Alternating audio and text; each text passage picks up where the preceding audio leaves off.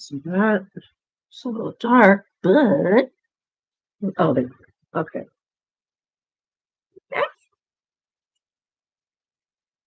Now, my face look all old. Let me see. Can I do something? Share screen. Oh, okay. So I could share.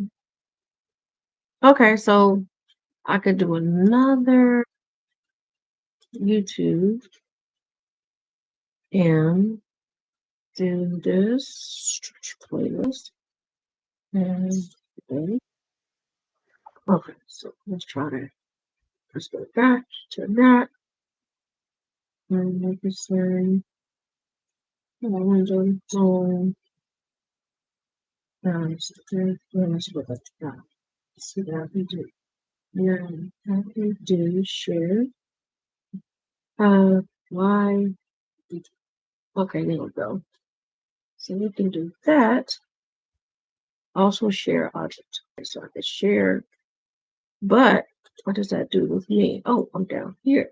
So do I want to this up? Probably. Yep. Oh yeah. Leave me alone. All right. So okay, so that's done. And I'm gonna do it this way. And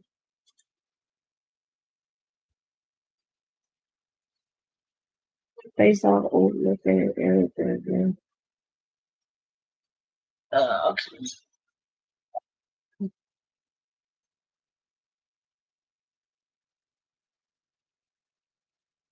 See, I got my glasses on the inside. You see? Can't see.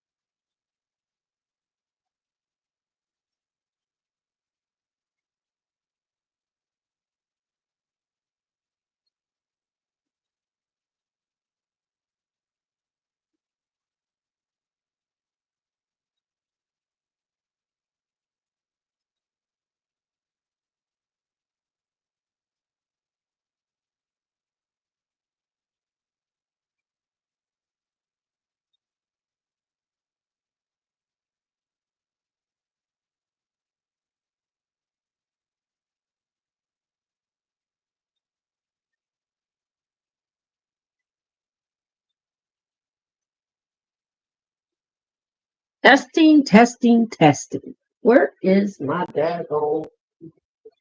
Uh, dang it, dang it. I do not know where it's at.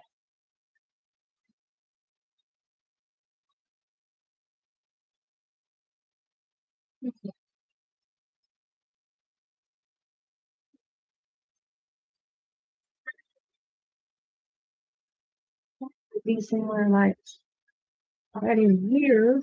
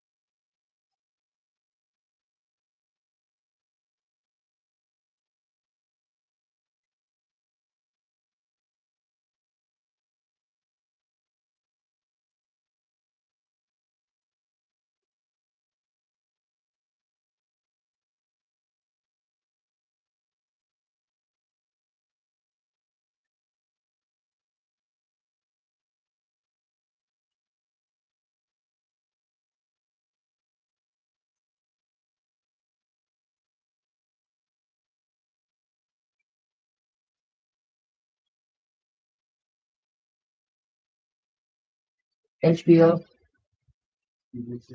Yeah. Well. Oh yeah, that gay stuff. Don't have two women this one too. Those two girls and the main ones. Oh, okay.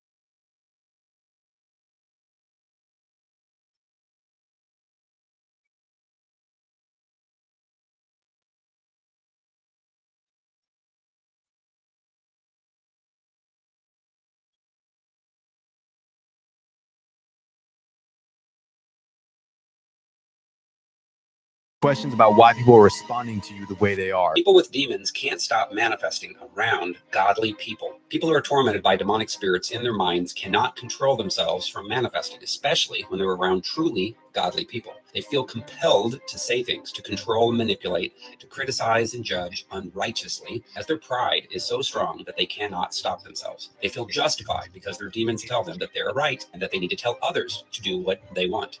It's similar to when Jesus was on earth and the prideful Pharisees seethed with anger, jealousy, and hatred for Jesus. Yet Jesus called them out. So many are unhealed church people who are self-righteous and walk in false humility.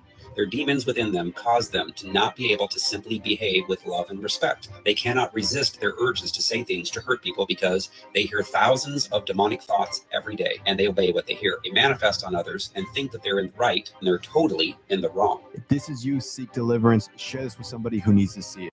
To notice this, like a lot of ladies drink water at parties. They just, so you have, if you don't have what they need, they're gonna leave. Right. Gotta keep them there. Right. You need locks on the doors. Okay, this is sounding kind of dangerous now. It's a little kinky, but but just check it out. You need a lot of heat. A lot of heat. Yeah. Heat. You mean that physically the place has to be hot? You don't have no air conditioning. No air conditioning. No. Why is that? Heat affects the alcohol, and it also affects everybody gets a little bit more comfortable and loose. Builds up a nice little sweat.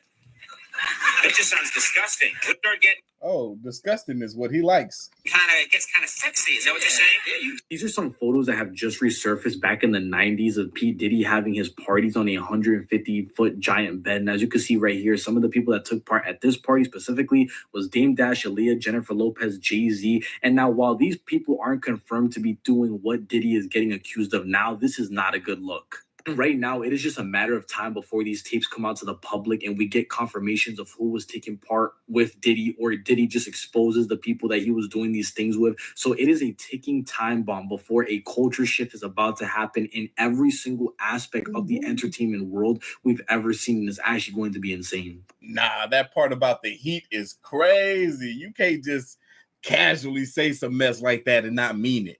Talk about the heat activates the alcohol quicker and you start to build up a little sweat. Nah. See, that's why I don't even drink. You can't get me. The nigga Pop was like, it's like, when we gonna get the chance to, to kick it, like, we can just hang out, nigga, we gotta kick it. Yo, why don't we, like, go shopping or some shit? I mean, like, I pay for it. I was like, what the fuck this nigga just done? I got the fuck away from him. I was like, this nigga just tell me he's taking his shop. This is shit that goes on. So there's your little fruit pile. You know, weird ass pictures and shit like that out there. Sitting out there for no reason. You don't see accident pictures. You like kissing niggas. Like that doesn't happen by accident. Yo, 50 said he's a fruit pop. That's crazy. I just had a question. I'm just trying to tell all these young cats out there trying to come up, like, where do you think they gotta go to? From your point of view, you know what I'm saying? What is the best advice you could give them? Because I be telling them, like, my best advice is they got to do it their whole new way, a different way, like they from another planet. But coming from the man of men right now, tell them something good. Man, first of all, you want to stay away from these Diddy Bop motherfuckers. You motherfuckers dancing all on motherfucking stage and shit. They want your ass. You call them astronauts. So be afraid. Be very afraid. You really ain't built for the game. Something like that. Don't be trying to be famous or you gonna run into a motherfucker like that. Yo, did he really say that? He did. I don't think them were the words that came out of his mouth. Who made this video? Going to a Diddy party, all the waitresses topless. They serving you, everybody topless, you feel me? Like, he got dancers in cages, people walking around with lions on tigers on leashes. I've seen this with my own two eyes, see what I'm saying? And it was getting so weird in the party. I'm like, man, Bobby Valentino was the person I was bodyguarding there. You see what I'm saying? He tell me, I done got so much pussy before, pussy don't even really excite me. Whoa. I'm like, what you mean? But he there. What you mean? On bro, post grave. I said, what you mean? So he got two girls with him. So I'm thinking to myself, like, damn, hold on. These might not be normal girls.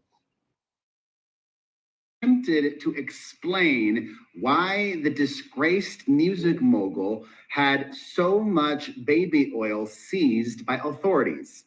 First, he denies that it was 1,000 bottles. And secondly, let me show you the explanation that this attorney gave to the Post and share with you why this man is going to lose in court. Good. How do you explain the baby oil and the lubricants? 1,000 bottles of baby oil. I don't think it was 1,000. I think it was a lot. I mean, there's a Costco right down the street. You know, I think Americans buy in bulk, as we know.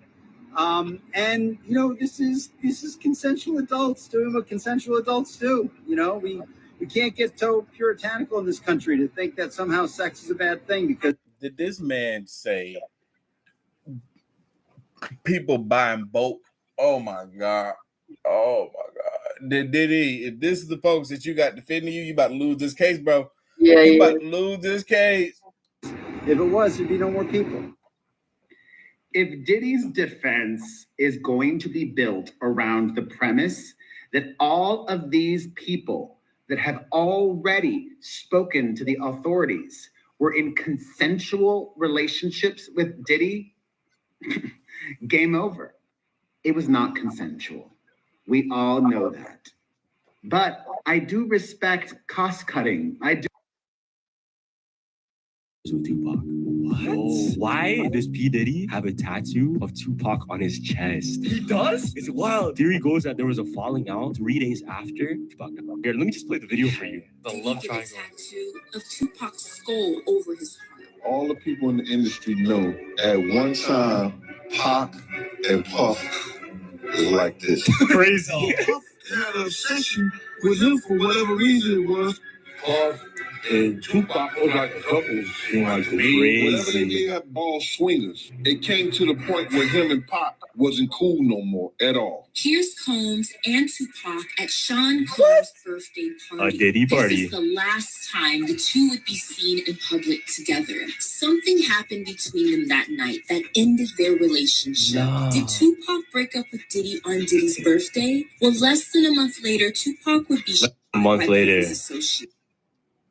Wait, did Tupac break up with Diddy on Diddy's birthday? And that's why Diddy got mad and had him taken out? Look, alleged. That's crazy. I had sex with Cassie and Sean. Basically, he would masturbate and tell me what to do with Cassie. I had like 15 encounters, and I heard lots of business. Because what they would do is Sean talks a lot on the phone and on the TV with people and stuff, and I was like a sex slave, okay? For them, that's what I was. That's all right? I called herpes, and I came back and I sued for herpes and won. But they did Mark Gellerboss and Ben Mercedes were his attorneys, okay? And Christopher Leon's here was my attorney. They asked me to turn in that, which was the video recording, and I did so. They gave it back to me accidentally, and it's possible I threw everything out. It's possible I can produce a copy. Wow. All right. So from my understanding, this video here happened back in like 2018. And when it happened, everybody said that this man was lying. Fast forward to today, the stuff that Cassie put out in regards to what Diddy did to her aligns with what this man is talking about here. Allegedly, when he went in to do this interrogation or whatever, they didn't ask him nothing about Diddy. This man was just so distraught that this is information that he decided he wanted to provide. Man. Been long suspected since it happened, since she died in, I would say, rather mysterious circumstances, that Diddy had something to do with the death of his ex-partner and the mother to his children, a woman named Kim Porter. Everybody has always thought that. Now, what happened was she mysteriously died of pneumonia at the age of 47.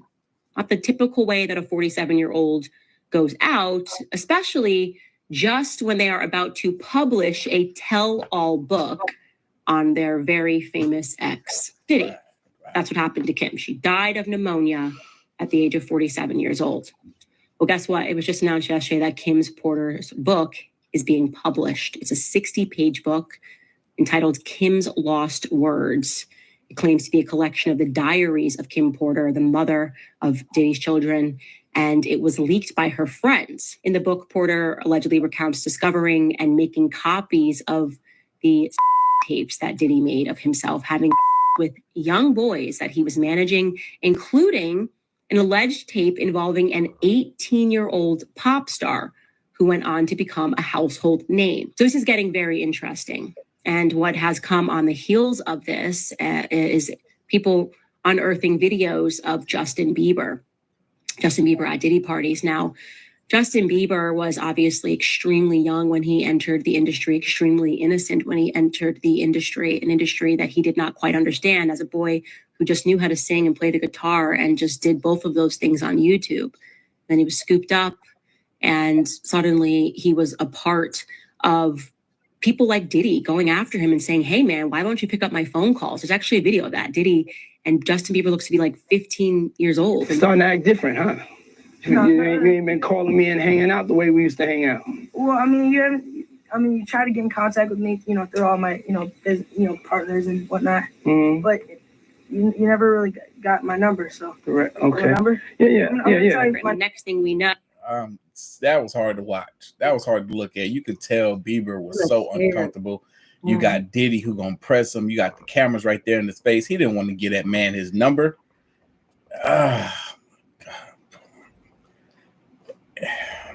Oh, Justin is at Diddy's parties. And in this one video, it looks like whatever Justin is doing, I'm not going to show it out of just respect for the fact that I truly believe that Justin Bieber is a victim. But whatever he is doing in this video with Trey Songz and Odell Beckham Jr. looks highly suspicious. I can show you a still from that video because I think the relevant part is Justin Bieber is not sober. He is clearly very heavily under the influence at this party. And if you remember that lawsuit that the producer Rodney dropped against Diddy, he said that unbeknownst to all of these people, they were being drugged. And once they're drugged, they do very vulnerable things. It has long been suspected that the person that people are now putting the dots together in Kim Porter's allegations that Diddy had under his thumb was Justin Bieber, and that he may have done some inappropriate things with him. And what I will say is that this very much fits the narrative. We saw tons of videos of Justin Bieber. When he got together with Hailey, he was crying a lot, like a lot outside of churches. He was finding his way back to God, but he was having a lot of emotional breakdowns. And what I sensed from those public emotional breakdowns, and only public, obviously, because the press was following him, was that he was coming to terms with the fact that he had been engaged in darkness unwillingly. Yeah. And Justin Bieber probably has a lot of shame about that. He probably feels shame, first and foremost, as a man, as a husband, and as someone who has successfully created a new life for himself with his wife, Hailey Bieber. And so what I want to say to Justin Bieber and to everybody that's following the situation is that Justin Bieber is a victim. I was horrified when I saw this, not because of the idea that Justin Bieber would be engaged in these sorts of things at these parties, but because I understood that this was a kid who was intentionally targeted by Diddy, as the videos show, told that he wants to party with him. Wow. He makes it clear that Diddy is trying to contact him through people. And then he finally subjects himself and agrees to give his number. And then we saw an entirely different Justin Bieber. We saw Justin Bieber who was always wearing sunglasses, who was partying, who was very obviously involved in drugs. He spoke at length about his addiction. And Justin Bieber didn't do that to himself. Like I said, Justin Bieber was, in my view, a child victim. And as these videos are circulating on the internet, I want to make sure people remember that and give him the grace as someone who has somehow survived this, turned to family, turned to faith, and is still very much struggling with all of this. For people to give him the grace and the courage and the prayers to hopefully one day find within himself the strength to speak out about what happened. Right now, he's having 48 hours with Diddy, him and his boy. They're having the times of their lives, like, you know, where we hanging out and what we doing.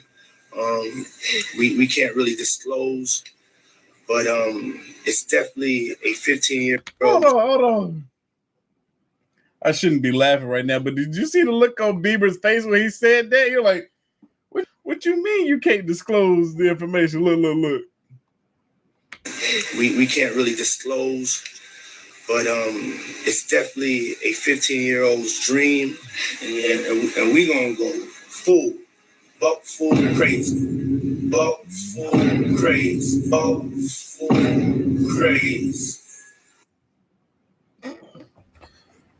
Oh, poor Bieber, man.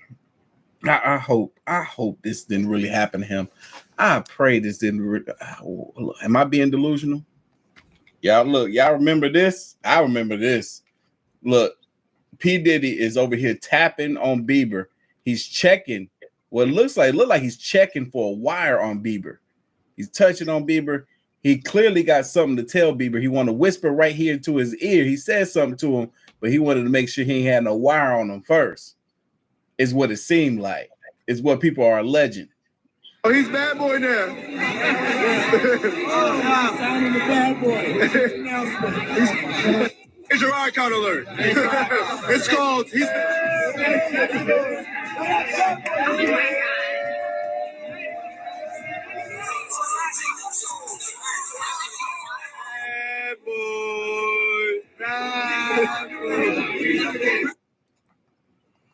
This was a different time in the poor young man's life. He wasn't doing well at all. You could tell. I think that I was just, living in this shame, living in all this sort of stuff in my past, and I wasn't able to move on. Do you think the person that the you of then was on a path of self-destruction? Oh, for sure. Yeah, I would have, for sure, 100%. Yeah. It would have been no bueno. It was bad. I don't know if I'd be alive, for sure. It was dark. It was hard for me being that young and being in the industry and not knowing where to turn, and everyone, telling me they love me and, just turn their back on you in a second. People take for granted encounters, and I just want to protect her, I don't want her to go through anything I went through. I don't wish that upon anybody. Do you realize how important your story is?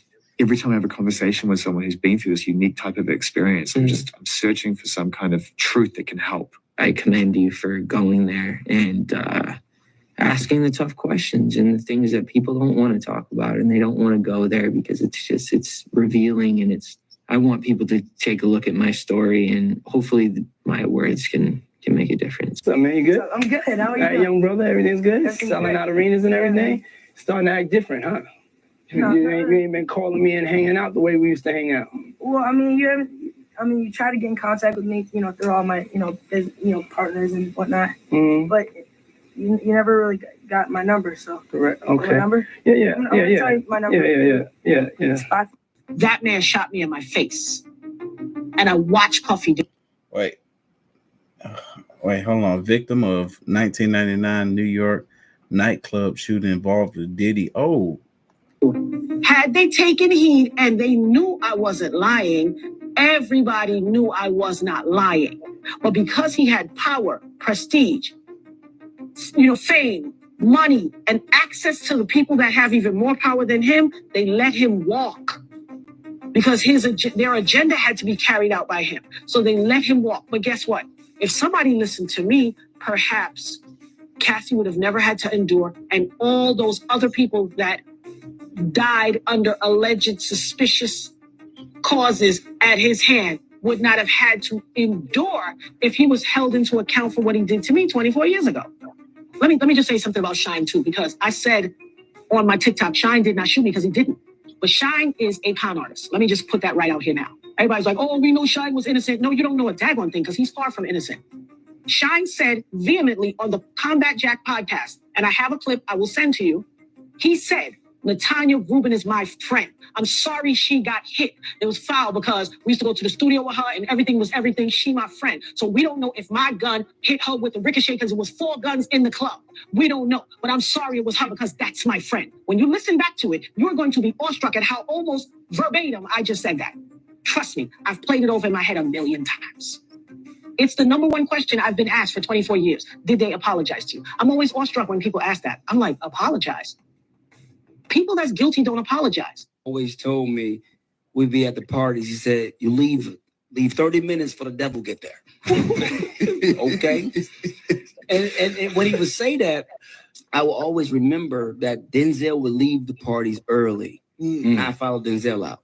I'm out. You see what I'm saying? Because when you leave 30 minutes for the devil get there, there's nothing wrong with going to the parties. Even Christ party with the sinners. You know what I mean? But when you leave 30 minutes for the devil get there, you know, you able to have your integrity. I meant off screen. It's not what you do on screen. What you do off screen is more important.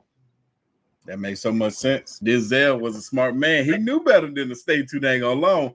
He learned his lesson from the first time. He was like, oh, this what y'all do? I'm gone. I'm out. You don't got to worry about me signing no NDAs. I ain't going to be here to see nothing. Mary J. Blige is allegedly on a freak-off tape with... An important reminder that Kamala Harris called for the murder of President Trump in an Ellen interview from 2018. These clips have aged very poorly, just like Kamala Harris. If you had to be stuck in an elevator with either President Trump, Mike Pence, or Jeff Sessions, who would it be? Does one of us have to come out alive?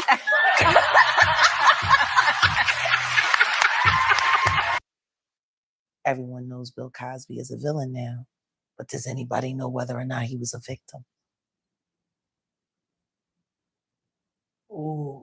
Because butt breaking has been around for a long time.